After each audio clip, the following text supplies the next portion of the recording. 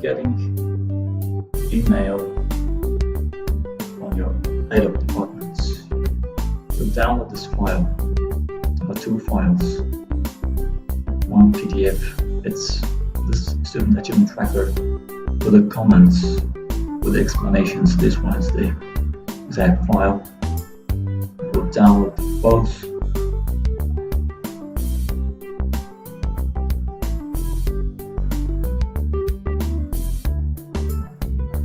This one for the understanding what's going on here, how you're going to use this table. These are the directions for use. This is the status calculation. You can check it out. And also your HODs will explain everything in detail. Now about table, the student achievement tracker.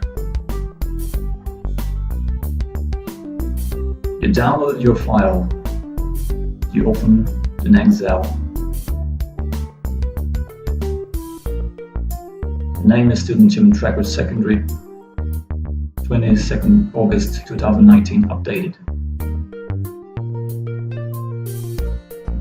Some parts of this Excel file is locked, so you can't change. Some parts are unlocked. My subject is ICT, and I teach 10C, 10D, and 11 grades. Sheet will be for 10C. There are 26 students right now. Let's change it. Double click on the sheet's name and change it. Then we need to put names and surnames here. If you haven't a list, you can ask your HODs or your AC. 10C. We have names here. Select all the names. Right click, copy, go to the Excel, right click and paste as a text. Not this one, this second one. Now we have the names. Also we need ID. Same happens here. So that all the corresponding IDs.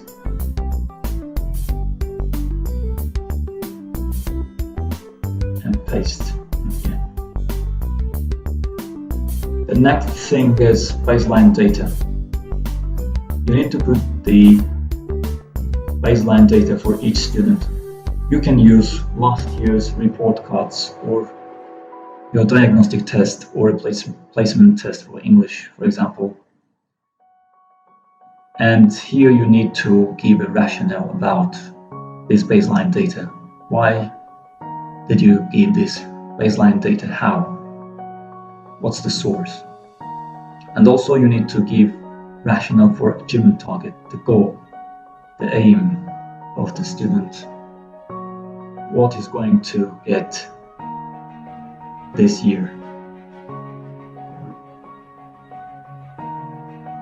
For example, we got from ICT report card 60, and this year I'm planning to make it 70.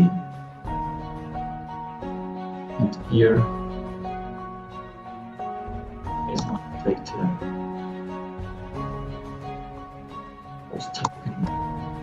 Report card. Achievement target. About achievement target, you can give your achievement targets, students' achievement targets,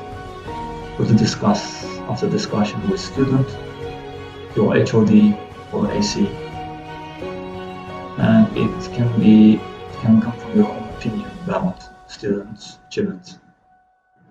But here you can give your rationale about why you give this achievement target.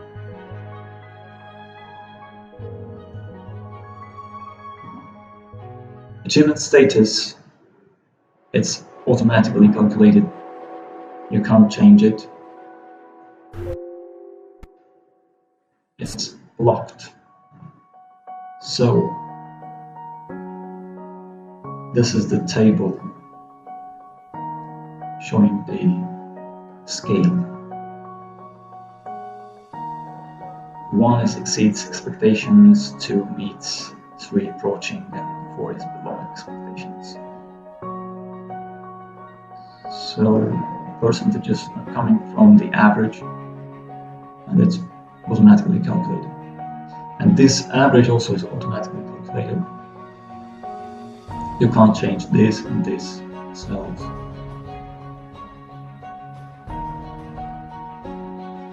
This student achievement tracker will cover the whole year, so you can increase the number of assessments or decrease the number of assessments. These are formative assessments. And if you want to increase number of assessments, you can use this column. Right click on the column and insert a new one.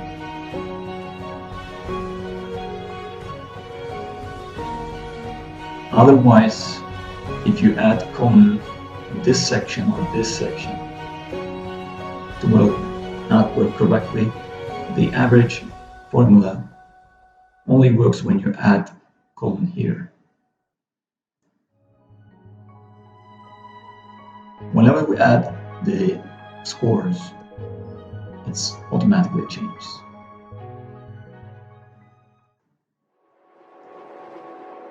Now it became 2. If we increase it, it will become 3, so it goes on. The next part is percentage calculation bar.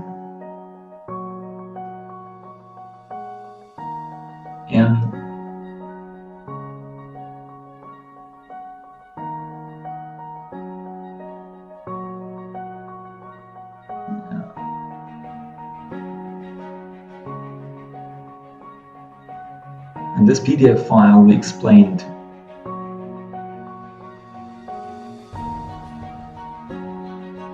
assessment scores should be filled in percentage form only. And here the example, here the formula. And also for practicals, projects, and other similar type of formative assessments, you can use rubrics pre-prepared for your own rubrics in order to give the scores in percentage form. We put this percentage calculation bar to help teachers to calculate the score for the quizzes, exams, or formative assessments.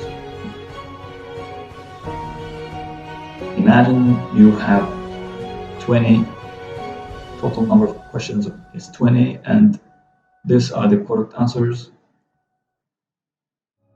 The percentage calculation bar will automatically calculate the score, and after calculation you can select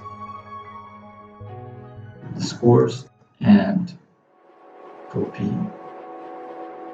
When you paste it, please use numbers, not others, only numbers.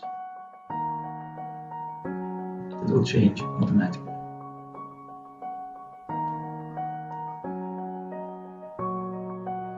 This part is also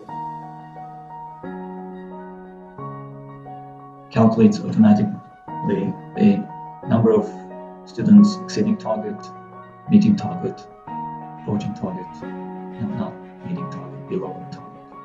It's also automatic. In the end of each quarter, you need to comment here why it's 10 or 1, and give your comments, give your action plan about what are you going to do. And the last one, for each assessment, you need to add description here. Assessment 1, months, the day, the date, and description. What formative assessment you applied, describe it, which topic and topic with, so that you can use it for PTC or for explanations. And here also you can insert new rows.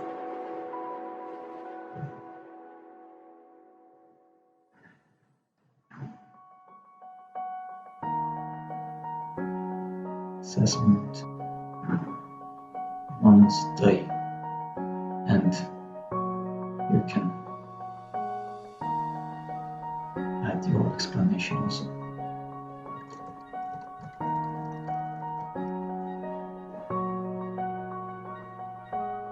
You will add your description here, the first cell.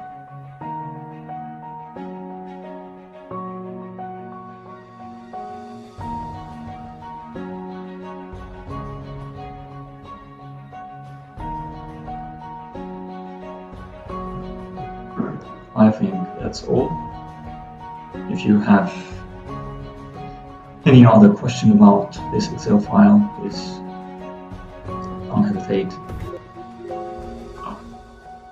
And I forgot to tell you that only those parts are editable. So if you want to change these parts, now. And after finishing 10C, you will copy this Excel sheet, create a copy. OK. Drag it here and change it. 10D. Then for 10D, again, delete all these informations.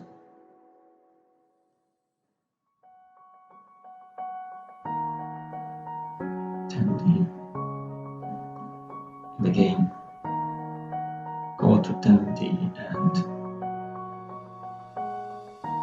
copy the names.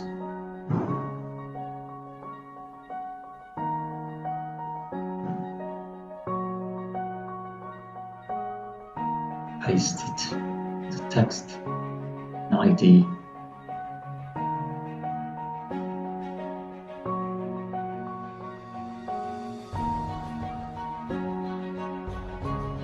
Copy and paste it, and go on with the other data. It's the same for other grades.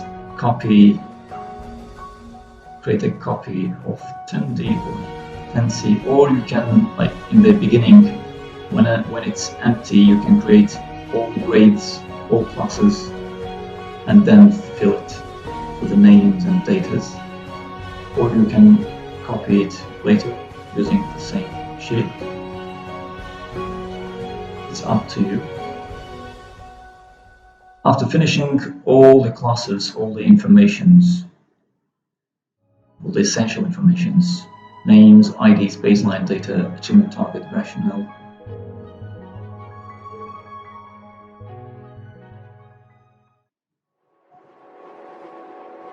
if you are going to fill it later, just fill all the names and IDs, then save it.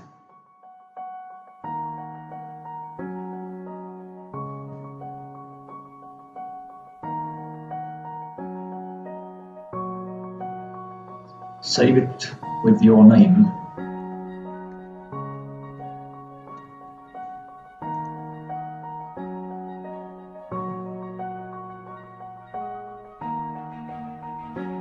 On desktop.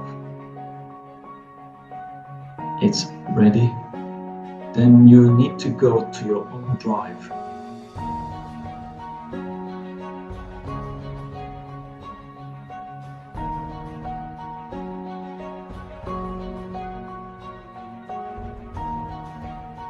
Your drive, new folder.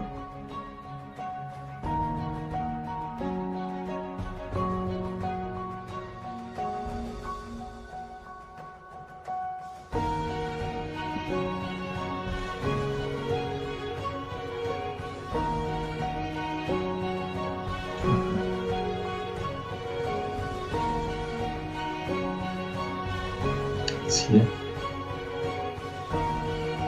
Now again, new file,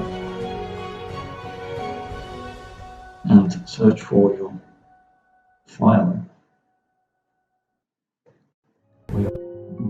It's on desktop. Here it is. Upload your file and double click on it. Open it with Google Sheets.